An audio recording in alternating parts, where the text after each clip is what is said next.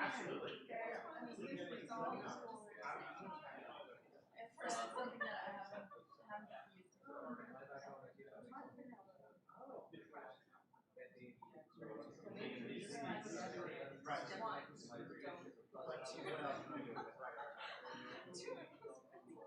I think it's still a risk. I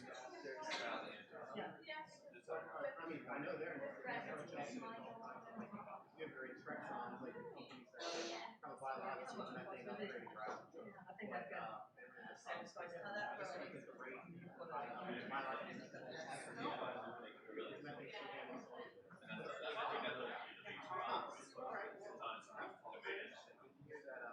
you guys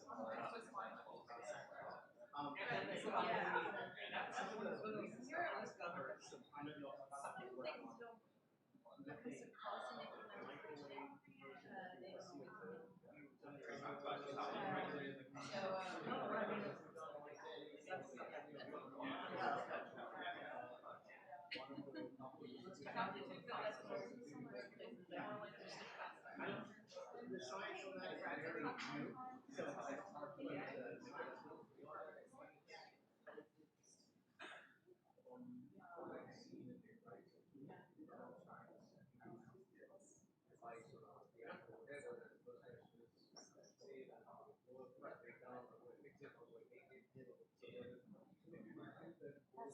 You prove that it's worth for 1,000 hours. Yeah.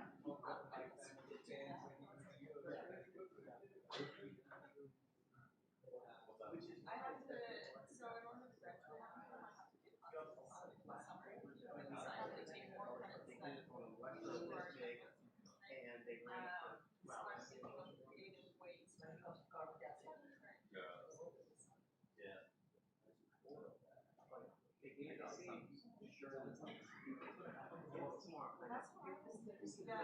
creative ways to technically this counts if you get rate, efficiency, and I think that that is the next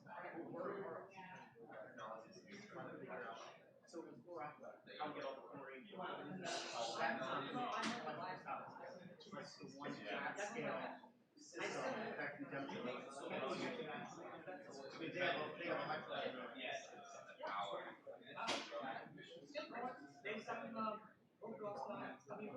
Like this oh, yes.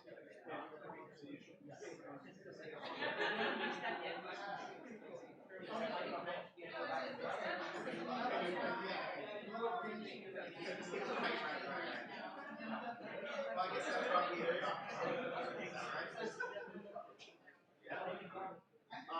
What did I do? So I came in, I from half my people stock, I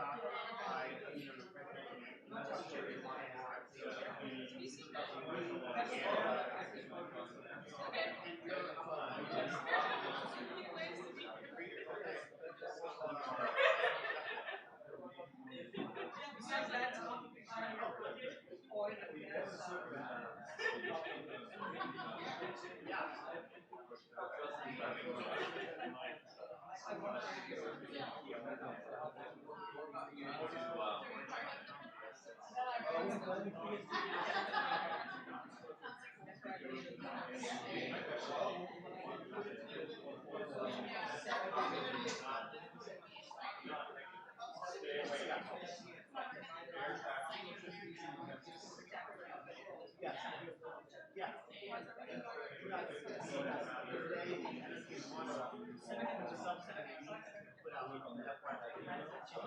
very good chance that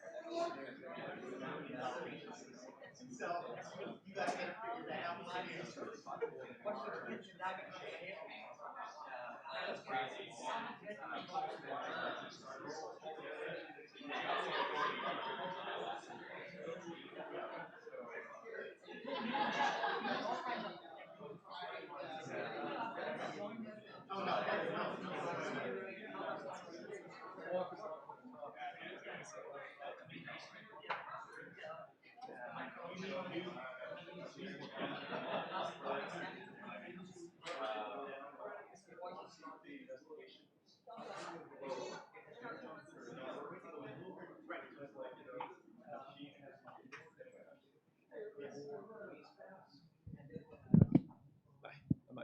using slides. I'm just gonna. Oh, no slides? Yeah. Can I use this because and remove the mic because I'm gonna use my laptop to. Oh, yeah, that's fine.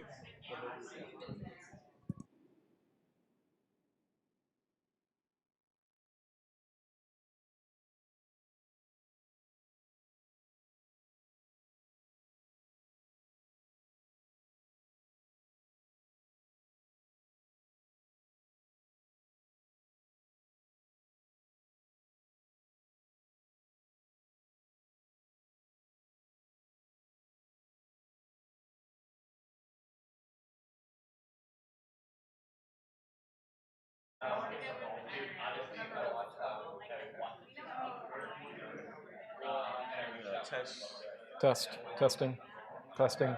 1, 2, 3. Testing. 1, 2, 3. Test.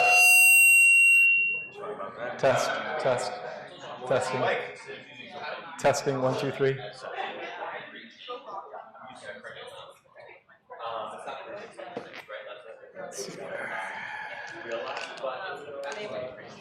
Testing 1, 2, 3. Testing 1, 2, 3.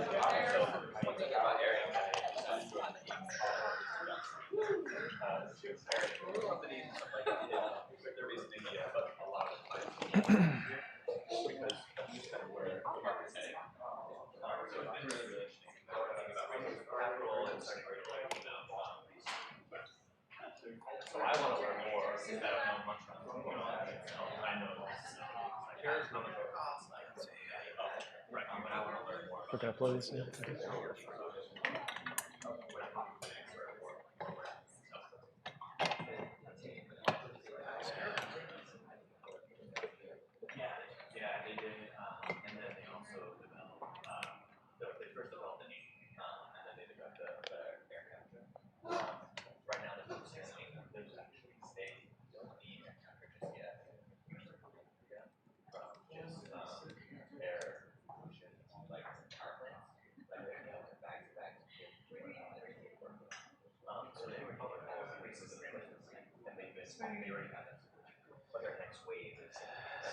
We're good? Almost.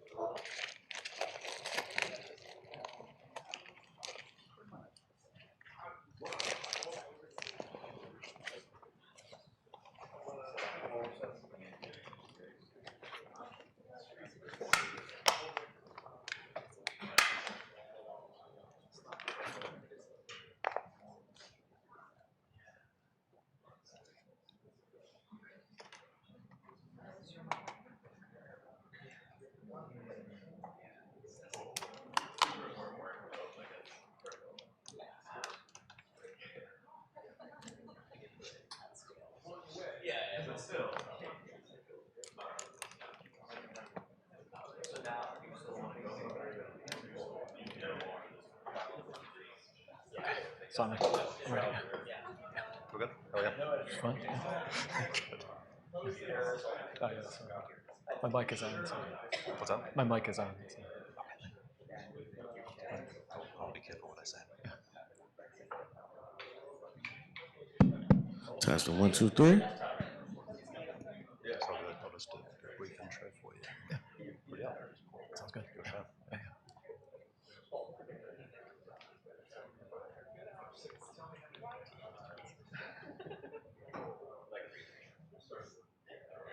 So a lot of people signed up.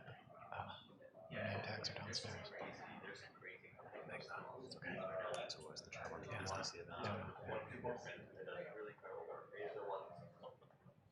This is a good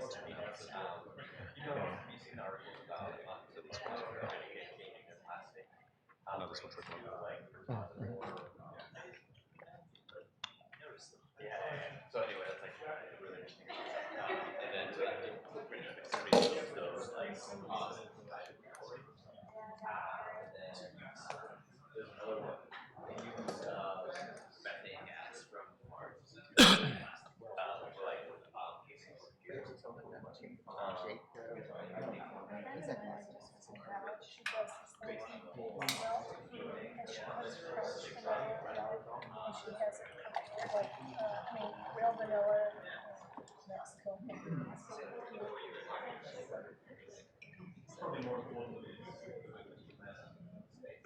Hi, David.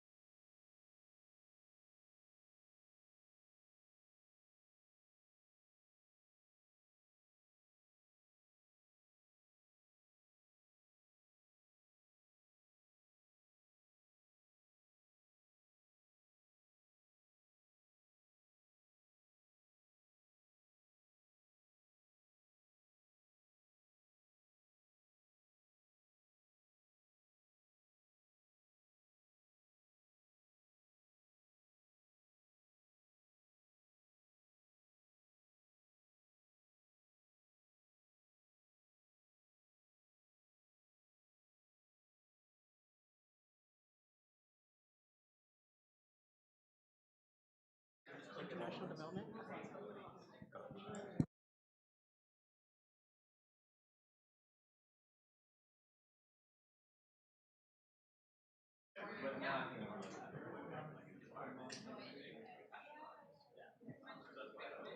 Okay, good morning, everybody,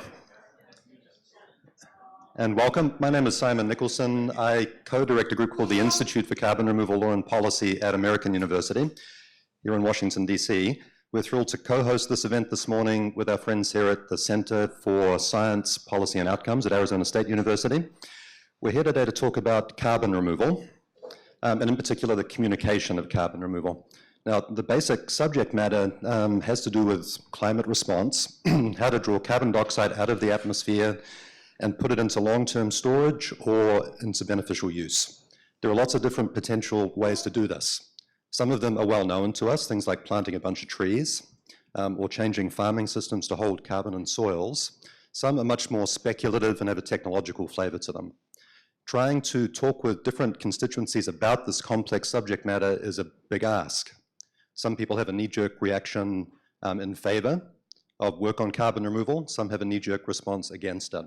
And sorting through this really complex subject matter, we couldn't do ourselves, and so we turned to our good friend Matt Nisbet, who's a professor at Northeastern University, a professor of all kinds of things, of communications, public policy, urban affairs. And prior to joining Northeastern, he was a colleague at American University in DC. Matt is one of our foremost scholars of communication of science and environmental matters, and we're thrilled to have him speak with us today. Matt, welcome. Thank you.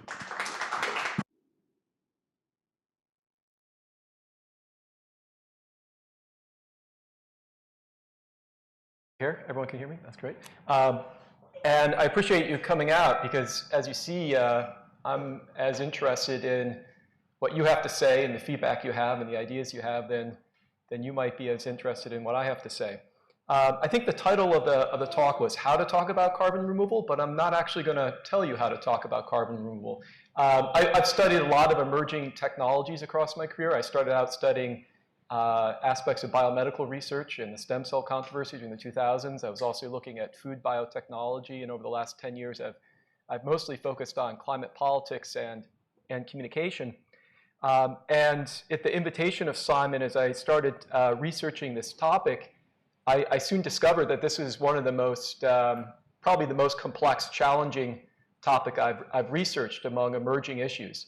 A lot of the dynamics are similar. We're not thinking about carbon removal methods, particularly in terms of the context of things like genetically engineered food or nanotechnology or gene editing, but we should. Because the areas of research and dynamics related to those issues offer a lot of lessons. And in this stage of the development of the technology, it's far too soon to talk about things like how to effectively frame different carbon removal methods, how to message them, or even public opinion surveys of the general public can't really tell us much because the general public hasn't really thought about these issues yet. It's not on their agenda, and they're giving you low information answers. The real public right now are the people in this room, decision makers, influentials, journalists, and funders and policymakers. And the question is, how is this community of so-called elites, I don't use that in a pejorative form, but people who are in an elite position in terms of decision making, education, background, and influence, how are they, what mental models are they applying to the issue? How are discourses and narratives and assumptions shaping decision-making?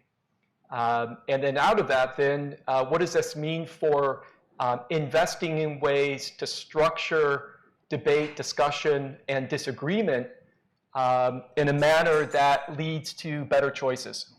And so what I'm going to start out with, and I'm not going to distract you with PowerPoint slides. Rather, I'm going to give a talk here that kind of sets up sort of a problem framing about the challenges we face with carbon removal and communication and politics. And I have my own ideas about then what would be a so-called public engagement process, right? How to move forward from the challenges we face right now. But I'm only going to introduce those things in the Q&A, because I think during the Q&A that can lead to sort of a fertile discussion, because I'm primarily interested also in what you think needs to be done. And I'm going to take your feedback in the spirit of consultation and deliberation and take your feedback and work that into the final version of the report. We're also having a day-and-a-half meeting next week in Boston where there'll be a panel of different stakeholders and experts discussing carbon removal. I'll also be giving a similar presentation, so I'm going to use that discussion as well as to integrate that into the final report, which will be released later this fall. So some of the things that I'm going to review in the opening are going to be familiar to you. Other things might be novel perspectives, and in many cases they might be actually challenge your assumptions. So in cases that disagreement is good, it leads to, it's a form of engagement, and it leads to fertile thinking. And so here we go. All right, so at the 2015 Paris Climate Summit, 197 nations pledged to keep global temperature rise this century to well below 2 degrees Celsius above pre-industrial levels and to strive to remain below 1.5 degrees. But even before the Paris meetings began, reported Nature magazine, some experts believe the society-wide transformations necessary to achieve the Paris Accords' proposed 2-degree target were so optimistic and detached from current political realities, they said, that they verge on the farcical. If each of the countries involved in the UN treaty followed through on their initial pledges to cut emissions, the eventual temperature rise this century would be greater than, and this is a technology issue here, let's see. Excuse me a second. Off to a good start, and sometimes technology fails you. If each of the countries involved in the UN treaty followed through on their initial pledges to cut emissions, the eventual temperature rise this century would be greater than 3 degrees Celsius. Countries had agreed to revisit their commitments to reduce emissions every 5 years with the goal of ratcheting up their policy efforts, but the political likelihood of such a process remained highly uncertain. Following the Paris summit, the UN invited the IPCC to model the hypothetical pathways to achieving the proposed temperature targets and to estimate the consequences of failure. The IPCC authors relied on integrated assessment models, IAMs, to estimate these pathways, blending scientific understanding of the Earth system with a variety of societal factors related to population growth, the economy, human behavior, and energy use. The models are used to answer what-if questions about the future. What if mitigation technologies like solar power, wind power, and nuclear energy prove too costly or face political opposition, preventing their widespread deployment? What if a high global carbon price were adopted, thereby accelerating the shift away from fossil fuels? And most notably, What if technological options existed for removing CO2 from the atmosphere, buying nations more time to cut their emissions? The request from the UN reflected a relatively new role for the IPCC, in which affiliated researchers at the urging of policymakers adopted a solution-oriented mode, using computer-generated models to simulate hypothetical futures capable of meeting politically determined goals. The main criteria for assessing the likelihood of various pathways was technical feasibility, rather than also evaluating social and political factors. In doing so, IEM models, which had originally been designed for exploratory research, were transformed by the IPCC into policy decision-making tools. Quote, the use of models had shifted from being about showing what level of emissions and hence warming different future development scenarios would result in, to determining what technology choices and policies are required to achieve a specific warming target, write geographer Kate Dooley and colleagues. Drawing on these modeling efforts, the IPCC authors of the resulting 2018 Global Warming of 1.5 degrees report estimated that global temperature had already risen about a degree above pre-industrial levels and was likely to reach 1.5 sometime between 2030 and 2052. In order to have a chance of meeting the 1.5 goal, CO2 emissions would need to be cut 45% by 2030, with the world achieving quote-unquote net zero emissions by 2050. Among the 90 identified pathways for keeping warming below 1.5, only 9 generated by the 2018 IPCC report relied exclusively on efforts to reduce or mitigate greenhouse gas emissions from human activities, whereas the other 81 required the deployment of carbon removal and storage methods, also referred to as negative emissions technologies. By replacing the use of fossil fuels with cleaner energy options, mitigation-focused technologies such as solar power, electric cars, or nuclear energy decrease the amount of heat-trapping pollution released in the atmosphere from the burning of fossil fuels, slowing temperature rise. Carbon removal and storage methods, in contrast, are designed to clean up already existing CO2 pollution in the atmosphere, allowing a greater amount of solar radiation absorbed by the Earth to escape back into space, thereby lowering average global temperature. Removing CO2 pollution and either storing it or using it to produce new materials, argue proponents such as the authors of the 2019 U.S. National Academy report, can have the same impact on combating climate change as preventing an equal amount of CO2 from being emitted. Approximately 20 to 40% of annual greenhouse gas emissions today come from sources such as agriculture and transportation that over the next few decades will be exceedingly difficult to eliminate. Not only are there major technological challenges, but also social obstacles. For example, surveys indicate although strong majorities of Americans and Canadians believe that climate change is human caused, personally important, and worrying, most also say they are willing to cut back on driving or flying or reduce meat and dairy consumption. Not only are miles traveled by car or plane along with meat and dairy consumption likely to continue to grow in wealthy countries, the rate of growth is projected to be even greater in developing nations as rising incomes enable a more Western standard of living. The advantage of pursuing carbon removal strategies, emphasized the National Academy's authors and other proponents, is that stopping the growth of heat-trapping CO2 pollution and other greenhouse gases from agriculture, transportation, and other sectors does not require that human-caused emissions cease altogether, but that the net total of emissions is less than or equal to the amount captured and stored by natural and man-made sinks. For these reasons and others, almost all the pathways in the 2018 IPCC report for meeting the temperature goals established at the UN Paris meetings rely on CO2 removal and storage technologies that by 2050 remove approximately 10 gigatons of CO2 out of the atmosphere, a sum equivalent to 10% of all global CO2 emissions today. And by 2100 remove 20 gigatons, equivalent to 40% of current emissions. By optimistically relying on these methods in their projections, the IPCC authors were also able to model pathways in which a mid-century overshoot of global temperature targets could hypothetically occur, followed by a return to lower global temperatures later in the century, hypothetically buying more time for world society to shift away from fossil fuels. Yet some of the potentially most powerful carbon removal methods, such as direct air capture or bioenergy with carbon capture and storage, remain at the preliminary research and assessment stage with a great deal of uncertainty over their technical feasibility, costs, and associated risks. A recent study published by researchers at Carbon Engineering, a Canadian firm that operates a pilot CO2 capture plant in British Columbia, estimates that the current cost of pulling a ton of CO2 from the air by way of their patented process at between $94 to $232 US. This estimate, if accurate, is a major advance over previous estimates, which had priced the cost of various schemes at about $600.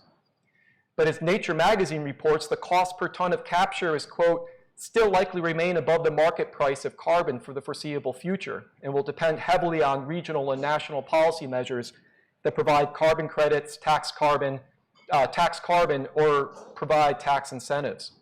Surveys across countries also reveal a general public that, although mostly unaware of various carbon capture technologies, voice reservations when asked their opinion, perceiving the technology as either unnatural or risky. In some local areas where carbon capture and storage trials have taken place specific to fossil fuel power plants, the projects have been met with opposition by environmental groups and local activists, suggesting that future debates over the large-scale deployment of direct air capture may play out in similar ways, even when investment are made in communication and engagement initiatives designed to broker dialogue and foster collaborative decision-making. Moreover, research on the social and political history of emerging technologies framed as, quote, just around the corner or around the horizon suggests that in the early stages of development, discussion by industry members, scientists, and journalists tends to be boosterish and uncritical, the benefits oversold and risks downplayed, and the predicted timeline to market deployment overly optimistic. These early years of boosterism are eventually followed by revelations about risks, costs, trade-offs, ethics, conflicts of interest, accountability, and political control that generate wider scrutiny and opposition. We see this trajectory over and over again on issues like food biotechnology. We see this happening now on gene editing in its early years, though there's more concern about ethics on gene editing than in past technologies, but we've seen it on nanotechnology, and we've seen it on nuclear energy. The early years of a promising technology like direct air capture are typically distorted by what researchers call a cycle of hype that pushes aside more measured discussion and understanding. Under immense pressure to demonstrate societal benefits for their publicly or privately funded research, and at times motivated by politics, scientists and their institutions sometimes engage in overpromising in grant proposals, which is probably some of us who are researchers were familiar with that, and overselling in research articles and news releases, avoiding discussion of uncertainty with the press.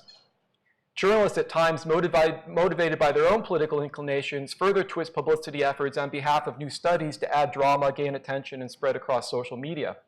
This pattern of exaggeration and grandiosity enables funders, advocates, and political leaders to further advance their arguments on behalf of the technology. More problematic than uncritical enthusiasm for direct air capture, almost all IPCC scenarios for meeting UN temperature targets rely on the massive deployment over the next few decades of tens of thousands of bioenergy with carbon capture and storage plants, in the hope that the still speculative technology could account for approximately 10 gigatons of annual CO2 removal by 2100, half of the carbon removal capacity that the IPCC estimates is needed.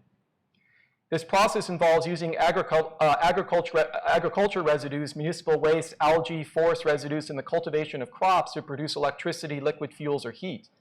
The CO2 generated is captured, transported, and stored underground, a process called geologic sequestration, or recycled in the manufacture of various products. BECCS is the acronym, BECCS, therefore serve in the dual role of creating sinks for carbon in the form of bioenergy plantations and as a source of net zero energy production in the form of burning bioenergy crops and locking away the emissions.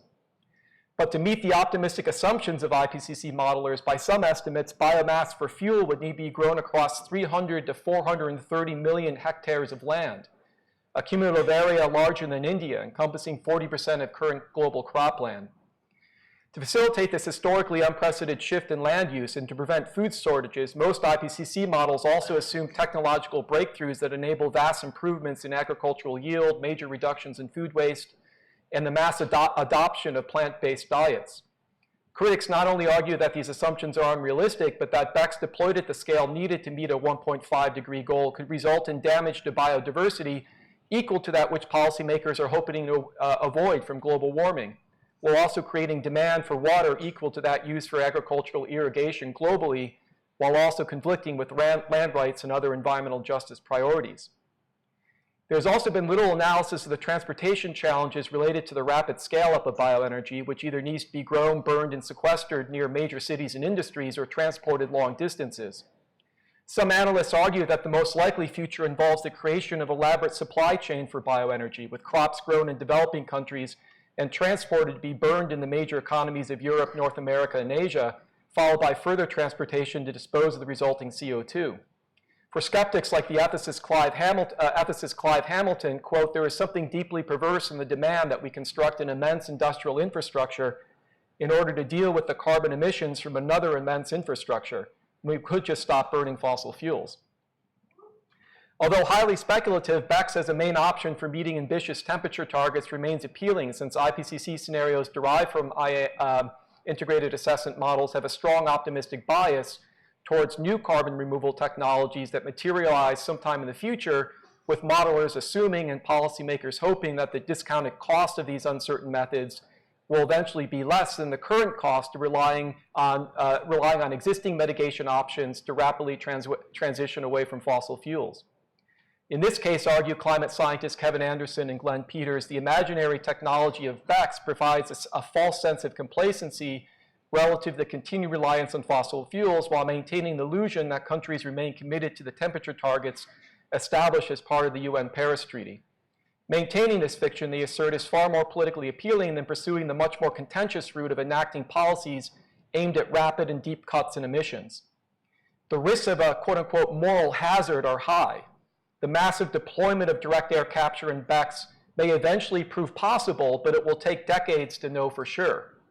If the challenges prove too great, quote, future generations may be stuck with substantial climate change impacts, large mitigation costs, and unacceptable trade-offs, write climate scientists Christopher Field and Catherine Mock. In contrast to these still speculative technologies, one set of carbon dioxide removal methods, formerly referred to as terrestrial carbon removal and sequestration, have existed for decades. These so-called natural climate solutions include reforestation, the restocking of existing forests and woodlands, afforestation, the planting of new forests where none previously existed, and soil sequestration through more sustainable agricultural practices.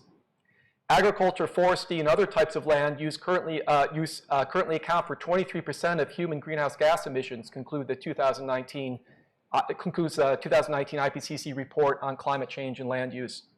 At the same time, natural land processes currently absorb carbon dioxide equivalent to almost a third of CO2 emissions from fossil fuels in industry. Therefore, better land management can and should be a vital component of any effective approach to climate change. Yet, as the IPCC report and other expert assessments emphasize, decades-long efforts to promote the widespread adoption of sustainable forestry and agricultural practices have proved elusive, despite the well-financed efforts of international conservation groups. Natural climate solutions are also not guaranteed to be permanent, with wildfires, land use, or other damage to ecosystems releasing heat-trapping pollution back into the atmosphere. Moreover, the storage of CO2 by natural climate solution methods would also compete directly with the demand for land created by bioenergy and carbon capture and storage, and introduce a similar set of social justice questions. In particular, to facilitate either large-scale direct air capture or natural climate solutions such as reforestation and land conservation, rural publics will be asked to bear almost all of the risks related to possible health hazards and economic and social dislocation on behalf of wealthier urban populations who are the intended consumers of the energy produced and the main source of carbon sequestered. Much of the enthusiasm about direct air capture, BECCS, natural carbon solutions, and other carbon removal methods reflect a long-standing tendency to favor techno-fixes as a method to bypass politics. If it is too contentious and costly to rapidly transition away from fossil fuels, why not invent new technologies and methods that bypass the politics? Innovations that are allegedly just around the corner or in the near future.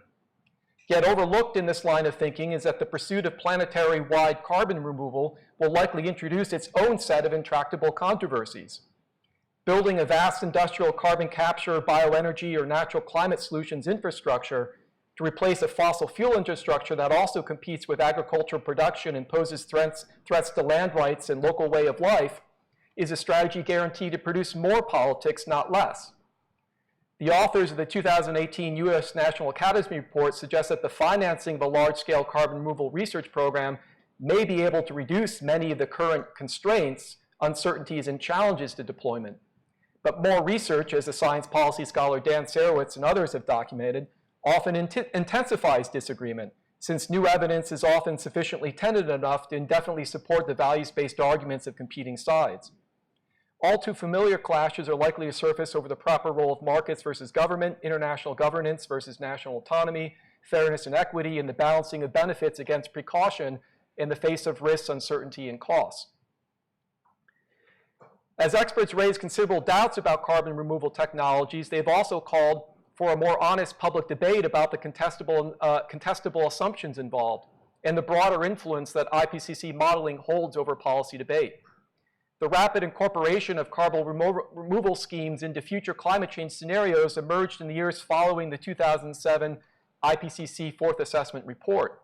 Scientists responded to policymaker requests for research demonstrating the technical feasibility of keeping end-of-the-century global temperature rise below 2-degree warming, incorporating negative emissions technologies in most of the integrated assessment models that informed the 2014 IPCC Fifth Assessment Report. Drawing on interviews conducted with integrated assessment model specialists, Dooley and colleagues conclude that modelers accept responsibility for communicating with policymakers about the assumptions that shape their work. But as one interviewee acknowledged, even though, quote, we do our best to convey the complexity and trade-offs inherent in model assumptions, this is often, quote unquote, lost in translation. Qualifications included in the AR5 summary for policymakers, for example, emphasize that 2-degree scenarios relied on the deployment, qualifications included in the AR5 summary for policymakers, for example, emphasize that 2-degree scenarios relied on the deployment of negative emission technologies. But in the lead up to the UN Paris Climate Summit, these caveats were largely ignored by official statements from policymakers, with reference to carbon removal schemes absent from the final text of the international treaty. And I'm also currently now looking and tracking the amount of news attention that's appeared to various amounts of various carbon removal technologies, and it's only maybe a couple dozen articles from The Guardian and The Washington Post and The New York Times appeared before the Paris Treaty. Since then, there's been a rise in attention in news, but still not what you expect given the fundamental premises and assumptions that rely on carbon removal tech. Either way, the adoption, it is unclear, conclude Dooley and colleagues, whether the absence is due to a lack of understanding by policymakers or a deliberate choice to avoid a contentious issue. Either way, the adoption of the 2-degree and 1.5-degree targets at Paris function as the tacit, quote, acceptance of large-scale negative emission technologies without any critical policy or public debate over potential impacts and lock-in effects, they write. The IPCC has performed, quote, an important legitimating function for the speculative technology of bioenergy and carbon capture, argue the sociologists Silke Beck and Martin Mahoney. The IPCC pulled carbon removal technology, quote, into the political world, making previously unthinkable notions such as overshoot and collapse mainstream and acceptable. And it would be interesting to track in news coverage, for example, this idea of overshoot and collapse, this metaphor, when it started to arise and how it's being used. Technical feasibility was given priority over questions of the societal desirability of various carbon removal methods. As a consequence, scientific claims made by the IPCC about the future have become political interventions, shaping the potentially irreversible path of societal decisions, they argue. By including the speculative potential of carbon removal methods in their models, IPCC scientists have encouraged policymakers and investors to move forward with plans to develop the technologies. Carbon removal options like BECCS are currently discussed in international policy circles and in journalistic coverage as if they are already an inevitable part of the future, a conversation that has skipped past the question of whether they should be relied on in the first place. Quote, in less than a decade, negative emissions went from an afterthought to being absolutely essential to international climate policy, observes Roger Pelkey Jr. in a recent article at Issues in Science and Technology magazine.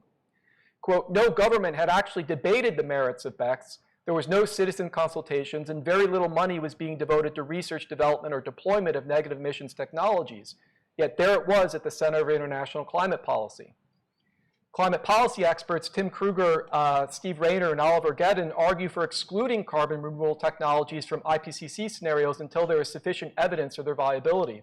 Quote, to model what you want to happen rather than what there is evidence to happen is to lose the thread of reality, they write.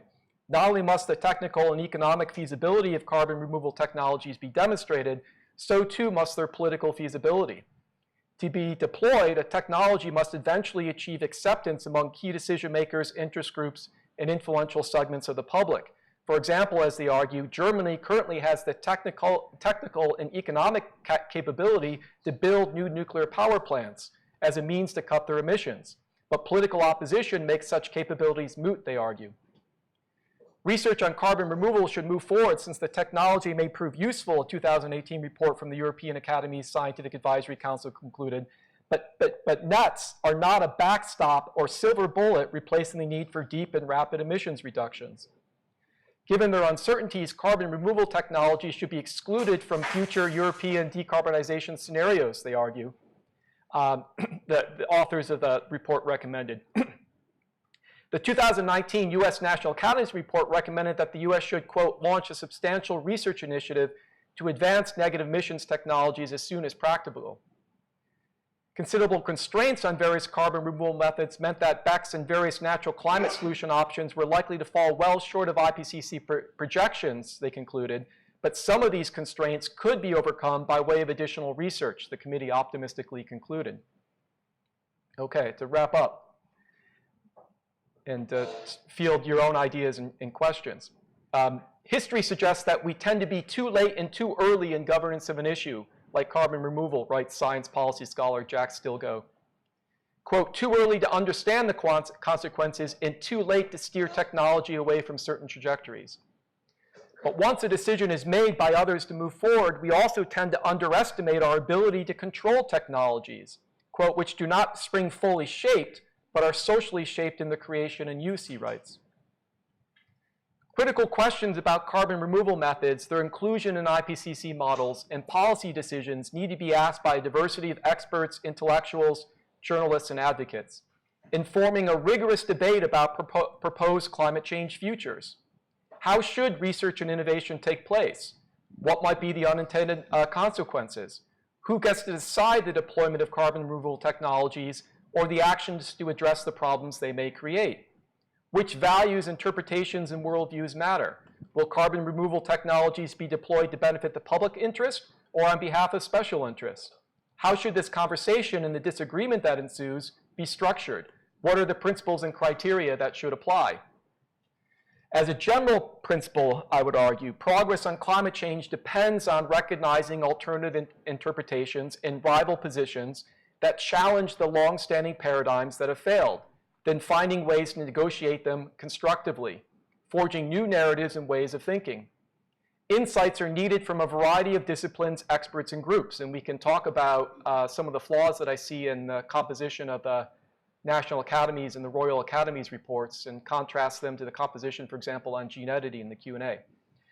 Insights are needed from a variety of disciplines, experts, and groups. Leaving out perspectives not only weakens our ability to manage climate change threats, but also risks the loss of legitimacy and trust among crucial decision makers and constituencies. Numerous social science studies similarly demonstrate that on complex decisions such as those involving climate change and carbon removal, when consensus is closely defended to the exclusion of dissenting voices, individuals, including experts, tend to make poor decisions and think less productively. In contrast, exposure to dissent, even when such arguments may prove to be wrong, tends to broaden thinking, leading individuals to think in more open ways in multiple directions and in consideration of a greater diversity of options, recognizing flaws and weaknesses in positions. The decision by IPCC scientists and policymakers to converge on carbon removal methods as a main strategy for legitimating the feasibility of a 2-degree or 1.5-degree temperature target in the absence of rapid and immediate mitigation underscores the necessity of open public debate for making better and wiser decisions about climate change. A critical assessment of what geographer Mike Hume and colleagues call climate deadlineism must be part of this debate. The translation by the UN and the IPCC of what counts as dangerous versus acceptable climate change in terms of improbable temperature targets has over the past year led to a misleading narrative emphasizing a deadline of a decade or so after which policy interventions, quote unquote, will be too late to avert catastrophe. The resulting declarations by some activists, experts, journalists, and policymakers of a climate emergency not only implies that, quote, we will remain in a quasi-permanent state of emergency, it also obscures much of what actually matters for human well-being and ecological integrity, writes Hume in a forthcoming article at Issues in Science and Technology magazine. Quote, carbon metrics are only a proxy for global temperature, which is only a proxy for regional weather, which is only a proxy for human well-being, which depends on innumerable other factors for its achievement and maintenance, most notably efforts to focus on adaptation and resilience, along with a myriad of other issues that may or may not have things to do with climate change. Climate emergency thinking short-circuits the ability to engage in the type of critical deliberation that is needed about carbon removal methods, casting discussion of carbon removal in terms of only the most ambitious and grandiose of schemes, rather than in a more useful frame of right-sized approaches, an argument that Simon has made. Quote, many candidate carbon removal technologies have the potential to be the foundation for strong enterprises, capturing many millions of tons of carbon dioxide per year in locations where each approach makes sense technically and economically, with a favorable mix of co-benefits and side effects, note the climate scientists Field and Mock. Quote, it is at much larger scales, billions of tons of CO2 per year, that the technologies warrant concern. The goal of communication, journalism, deliberation, and engagement must not be to sell, message, or build support for carbon removal technology, certainly not at this stage in their development.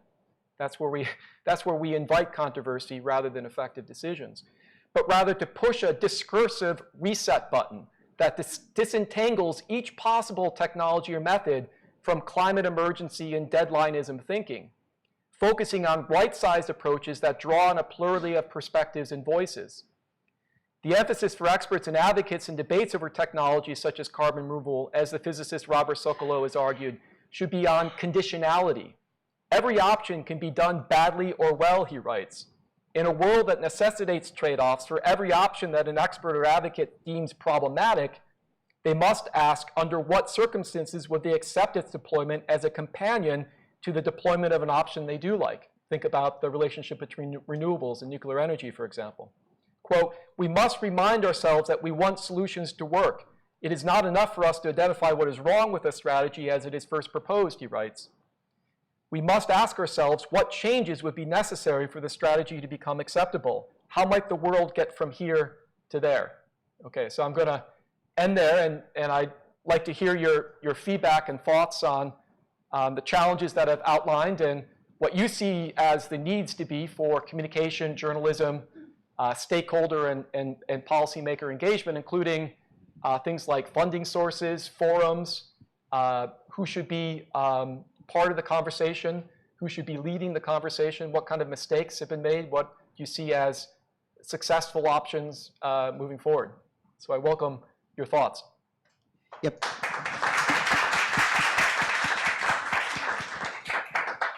Please raise your hand if you have a question. We have 2 mics, and it's live stream, so kindly identify yourself as you ask questions. Thank you. That was a lot. My name is Maggie Clifford. I'm a PhD student at American University, and me and my colleague Ashwata Babu are working on a project on these discursive tipping points that we're seeing around climate change and climate crisis, the state of emergency, and the effect that is having on coverage of geoengineering. And what we're also seeing this shift that you were talking about in like rushing toward solutions. I'm wondering, under the umbrella category of carbon removal technologies, to your understanding, what percentage of that is planting trees and reforesting land? And does reforesting count as a carbon removal technology? And the other question I had is if you could clarify and or repeat what you said about the very low percentage of models, of integrated assessment models that the IPCC used that included reductions in emissions. Did I hear that correctly? Exclusively reduction in emissions. Exclusive, okay. Yeah. So it's just a matter of percentage in like in the variables in the model. Well, again, I have to rely on the Royal Society reports, the National Academy's reports, and the European Academy reports that have come out over the last year. And they place different weights on the potential of different carbon removal methods. And Simon had a report that was released, was it last year, where you kind of summarized that. Simon, you want to maybe talk about the relative weights of agriculture versus natural climate solutions versus other options? Apparently, I'm going to be talking about it. Okay. I'm David Morrow. I work with Simon at the Institute for Carbon Removal Law and Policy at American University. There's a lot in your question there. Whether reforestation and soil carbon sequestration counts as part of carbon removal it sort of depends on who you're talking to. So in general, yes, it does. That is, when people are thinking about carbon removal, they tend to include those categories. When sometimes people who are just interested in forests will want to exclude it because they don't want to get wrapped up with the people doing direct air capture and other kinds of industrial approaches.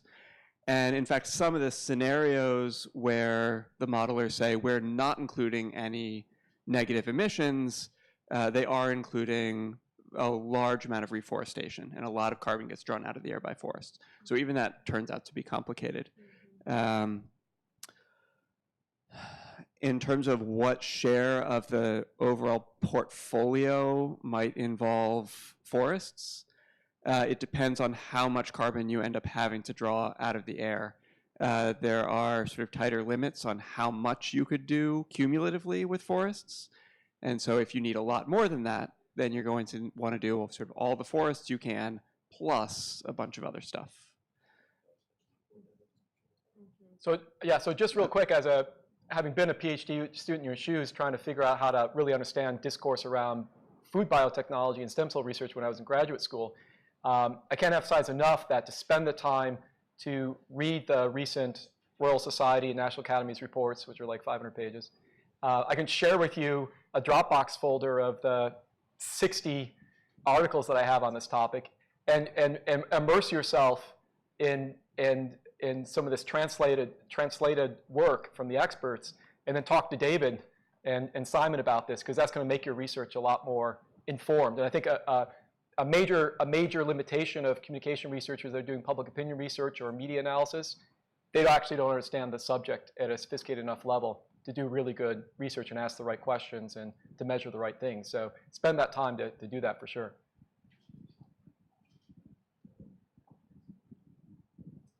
Rob O'Malley.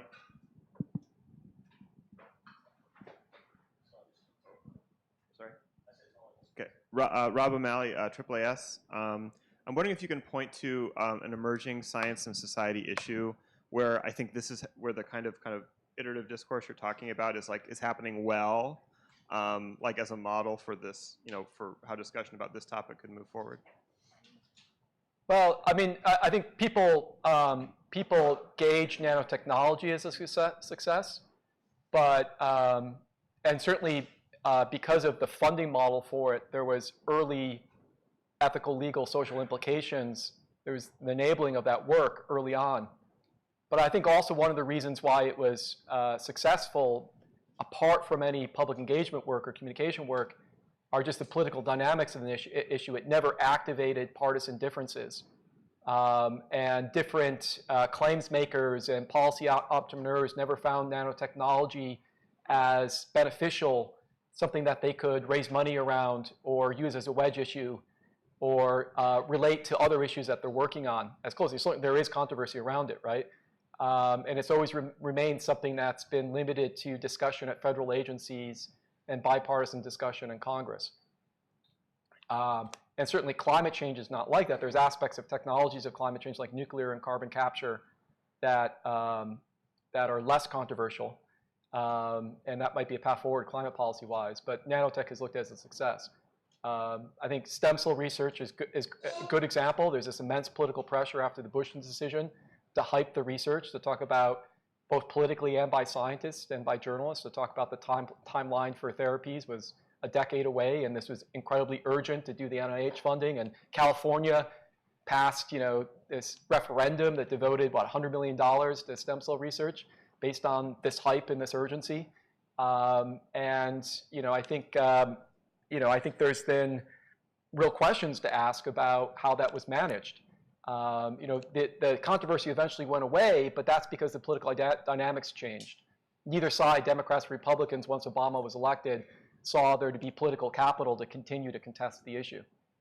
And once that went away, then they moved on to other issues like healthcare, right? But now a lot of this is reemerging on gene editing, and people are trying to be out in front on it, but the technology is moving so quickly that, I don't know, all it takes is a political actor, whether on the Democratic, Republican side or the White House, to suddenly do the type of reframing of the issue to make it politically relevant that happened on stem cell research. Stem cell research went from not being talked about at all in 2000 during the election to being the major issue of before 9/11, the first 9 months of the Bush administration. A bigger issue than climate change at that time. And that then remained a wedge issue during the 2004 election and 2016 midterm election. So there's a lot you can't control. Yes? I've been working with a group that's focused on a whole other dimension of this, which is basically they're talking about climate restoration or getting down to 300 parts per million as necessary for a livable climate. Essentially, a bunch of us reject the idea that simply 2 degrees, much less 1.5, can protect our civilization. And in fact, we're having our first so-called global climate restoration forum at the UN this coming Tuesday with hundreds of people. And I'm wondering how familiar you are with that, what your perspective is on that, how to communicate this idea, because this takes it to obviously a whole different level. I'm not familiar with it. That's the most ambitious goal I've heard of. I mean, essentially what we're talking about, as crazy as it may sound, is removing 50 trillion tons of carbon a year out of the atmosphere. So how would you do that? Well, the basic approach is to begin to develop a comprehensive research agenda to figure that out with some very promising technologies that's not BECS. For example, whether you can use the market for aggregate to essentially put carbon into cement where there's so much cement that's used a year that at least theoretically you could draw down billions of tons of carbon that way, et cetera, et cetera. Yeah, well, I'll look for more information on that. It's something I hadn't come across yet. Thanks. I'll be happy to give you some. Yes. Hi, I'm Ruth Anna Gordon. I'm a social scientist. I was actually involved in some of the early academic portions of the ethical, legal, and social discussion about nanotechnology. And you're right that it was quite nonpartisan. It was very successful in that way, but it was also extremely informed by hype. We spent so much more time talking about what were ultimately quite unlikely medical applications, nano engines and so forth that are still quite far from development relative to the actual discussion about the risks that were in fact there at that time. And I hear that same thing in your discussion of carbon capture technologies, that the hype is very strongly informing what discussion there is about science and society.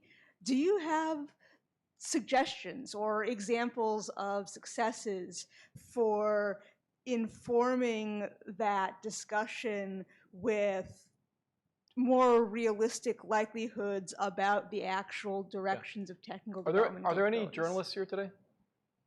Okay, where are you from? I'm a visiting researcher now at AAAS.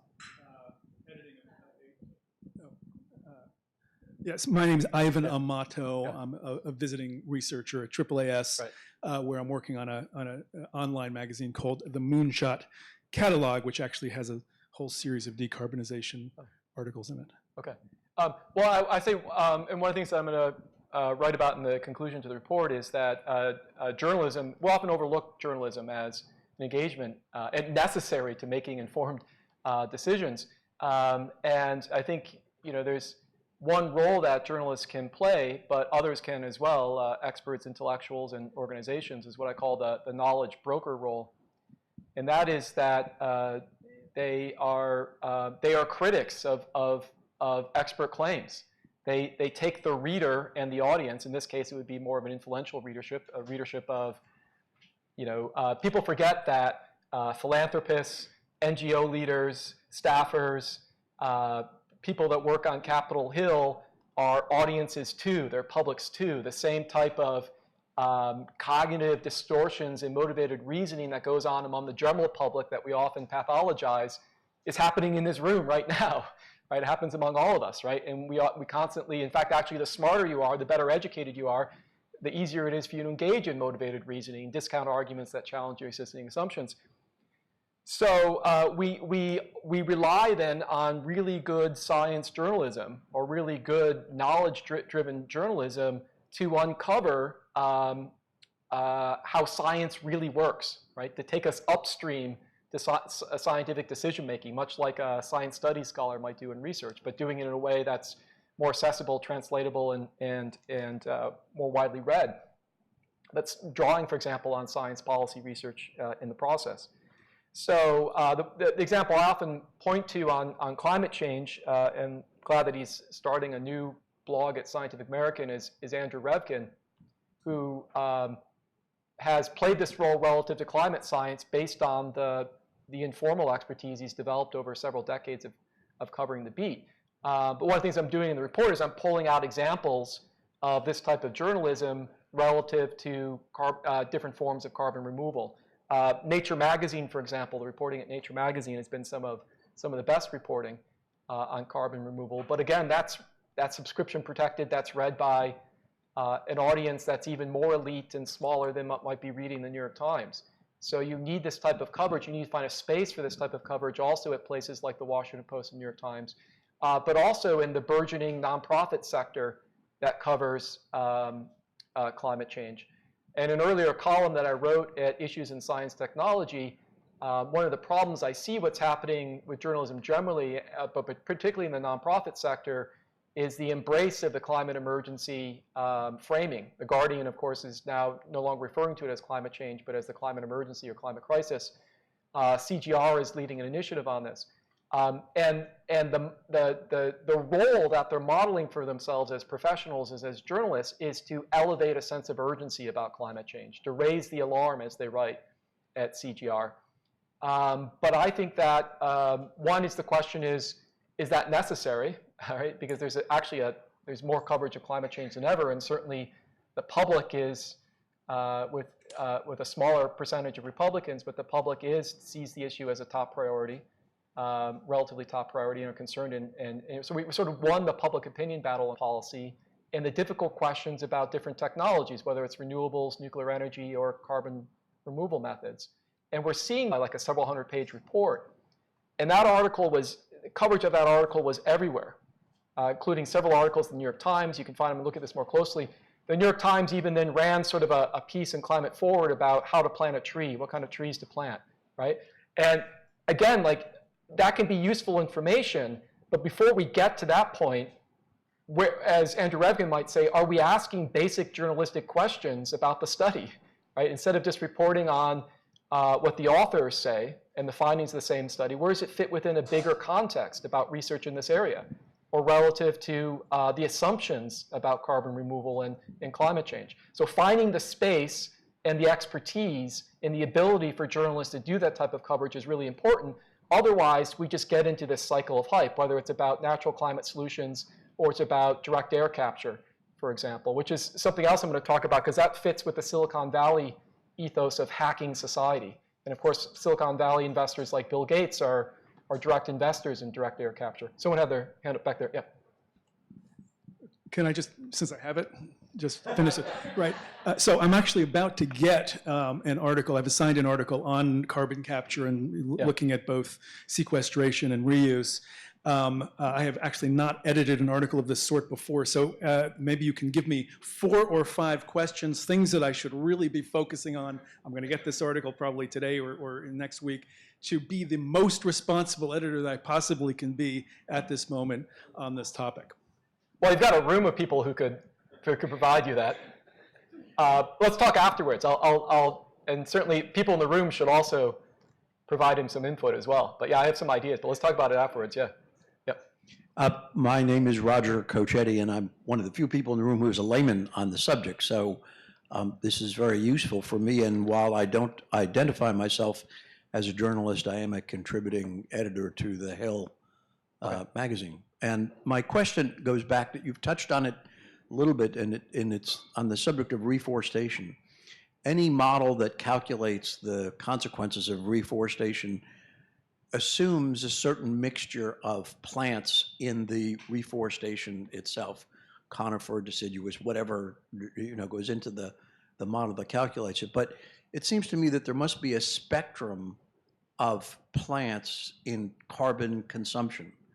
And I was wondering if it is possible that if you took the most extreme end of that spectrum, the plant that consumes the highest amount of carbon, and went on an effort to emphasize the use of that plant, whether that could be a major solution. And just to use a stupid example, suppose we concluded that marigolds are voracious carbon consumers and everyone was encouraged to get rid of their lawn and replace it with a field of marigolds, and you could have, whatever the plant is, should that not, as a matter of public policy, be emphasized in every way possible? Well, that's a good question. I don't even know if there is a spectrum, but I'm assuming there must be. All plants cannot be exactly equal. And the question would be, what's the spectrum of plants? What regions of the country or the world can they be planted or should be planted? And then how do you incentivize or mandate that it happens, right? And once you start to, and a lot of problem with a lot of the studies, whether it's natural climate solutions or direct air capture, these are, or in the IPCC report, these are just models of technical models, right? They don't, for the most part, include social and political challenges and obstacles, including the National Academy's report, which calls them constraints, right? Without going into questions of ethics and political challenges and other things, which would argue for a more diverse expert group on future committees, right? So those are, even on what would consider a non-controversial question like that, right? There's going to be controversy, and particularly in our political environment, about the role of government and the role of markets and other things. But there was I'm John Alec. I've worked with some ASU folks on these issues. I have a question about the expert communities that help to shape these debates and get them started. And the question has to do with BECS. From my perspective, and I've talked to a lot of people about this, BECS is, just not going to happen, was never going to happen. So you have looked deeply at how it gained such a prominent place in the discussion. Can you tell us what you've learned from looking at that, what your view of these experts is? Well, I'm still learning, and after doing this, I feel like I could, there's a book to write on this, but it really, I've been doing this a long time. When I dug into what's been written about the IPCC report that came out in 2018 and the role that BECS played, to be honest, it blew me away. It tested my trust in the IPCC process, which for years I've just sort of blindly accepted what the IPCC says, like many of us. It really blew me away. So, I don't know what some of the sociologists I cite they're doing a multi-year research program on this. So I'll be interested to see what they come up with. So that's to be determined. Yeah, David can say things, yeah. Hi, David Morrow again. I could give you a very short version or a very long version of the story. The short version of the story is that BECS is there because that's the approach to carbon removal that's easy to include in the integrated assessment models, right? They had bioenergy in there. They had CCS in there. It's pretty easy to put them together. Almost all of the others, for sort of technical reasons having to do with the way the model works, are much harder to add. And so they initially added it in because, oh, hey, this is an interesting thing. We can throw it in the model, and then it takes on this life of its own. the modelers think of it as a stand-in for technological carbon removal generally, but it's getting the others in there is still a work in progress. But that's how it took on the life that it has. And the modeling they do is only based on technical feasibility. They're not modeling social acceptance, political. I mean, there's some political modeling. It's like broader scenarios that happen in terms of what the direction the world takes politically. You know, and so again, it really begs the question about well, as I said, debating carbon removal necessitates debating the temperature targets, because that's the political role that they're currently playing. And that's an argument that a lot of people have made, including Mike Hume in a series of articles he has coming out. Hi, I'm Nolan DiFrancesco. I'm curious about your assessment of the carbon capture and utilization market. Without policy intervention or nudges, what's your opinion on like the viability of the market and the potential for future growth there? Well, that's not my expertise. I can only go by what I've been reading, but it basically says that these are not these are not going to be deployed unless there is a policy, unless there are policy regimes per country or by region or internationally that prices carbon or provides tax credits or has, you know, trades emissions, right? And of course, that then begs the question, are the technologies feasible absent those things? And we've been trying to do those things for 30 years, so they're dependent on enacting those things.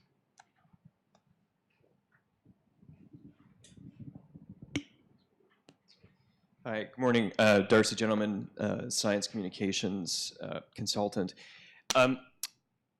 Given all of your analysis and years of reading multiple sources, if you had the ability to advise a body like the IPCC or some other technical expert body that's prescribing something, it strikes me that a lot of this is how do we talk about issues in the present, about what we're going to do in the future. So how would you advise framing these findings, given that you said there's a lacking of societal and ethical and, you know, psychological models of how to best communicate? How would you advise framing that, given we're talking in the present about what to do in the future? Well, for the first half of my career, I used to give a lot of advice on framing. I've done research on framing. But I think that for a very early issue like this, that's highly uncertain, it's unwise to start thinking about that type of very specific tactical communication strategy, because the IPCC is in a real bind. They were asked to model the feasibility of 2.0 and 1.5. And they did that with all these questionable assumptions built in that mostly depend on carbon removal, but also, you know, they said it's theoretically technically possible, but it would be unprecedented in human history, right? And it's not known whether you could do it politically, right, or socially. And as Mike Hume has written, I encourage you to take a look at his Nature Climate Change piece and what he has coming out in Issues in Science and Technology. And he has a great book also called Weathered, that kind of goes deep into this. I mean, it goes way back to just talking about climate change in terms of global temperature targets, which is very difficult for people to understand. And it leads to, there's this influential book called Seeing Like a State. It kind of plays into both market and government schemes that are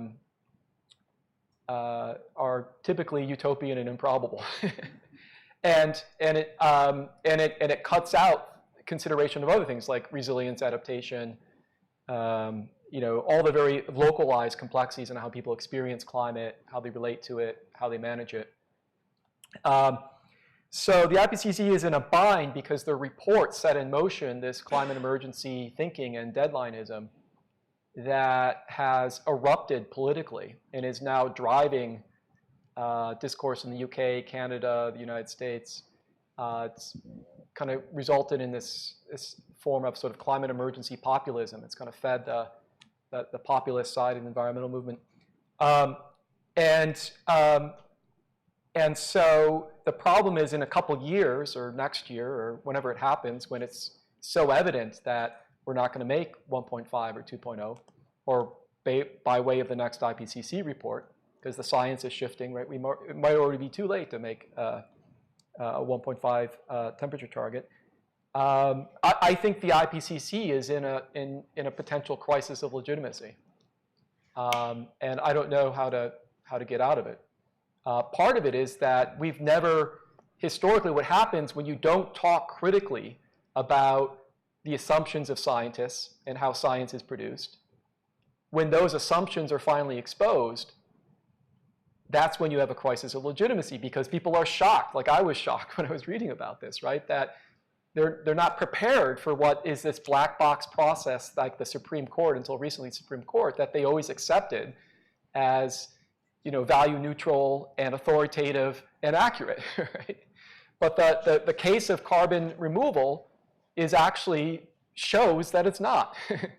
And that's the crisis of legitimacy that the IPCC faces. And carbon removal is at the center of it. And so debate around carbon removal is going to be connected to that. It has to be connected to that. Yes? So, okay, that's the last question. We're a little over 10. I'd like to end it. Thanks for accommodating me. My name is Ashwita. I'm also a PhD student at the School of Communication at American.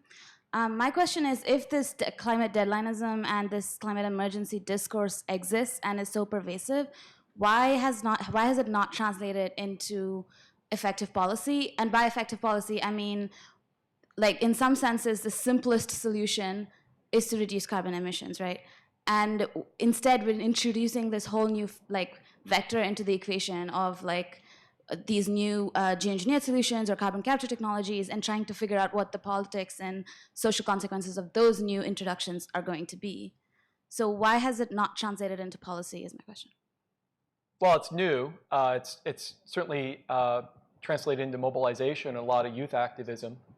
It's shaping the agenda status of climate change in the Democratic primary. Every Democratic candidate is trying to outdo the other in terms of overpromising on climate policy right now. But the downside is, as I write about it, it deactivates the type of slow critical thinking that we need about climate policy generally, or carbon removal, or other technologies. We see this in the debate over the Green New Deal, where advocates of the Green New Deal, like Alexandria Ocasio-Cortez, have used climate deadlineism to fend off any criticism. So there's a comment that she made, I think it was at a Chris Hayes forum on MSNBC, or maybe it was something with Atlantic Magazine about, she said, you know, we have 12 years to act or we're all going to fall off the cliff, and we're talking about how much the Green New Deal would cost, right? And so that's an example of how the rhetoric of deadlineism in a climate emergency is used by advocates then to say, oh, we can't have any informed critical debate, right? Of course, there's a valid question to say, well, how much will it cost? How will we pay for it, right? With a budget deficit of more than $1 trillion. And there's a lot of dispute around the school of economics that she and others rely on to fund the Green New Deal. So we should be having a critical, informed discussion of the Green New Deal, and not say that it's immune to criticism because we're in this climate emergency. Because in part, actually, the climate emergency will never end, right?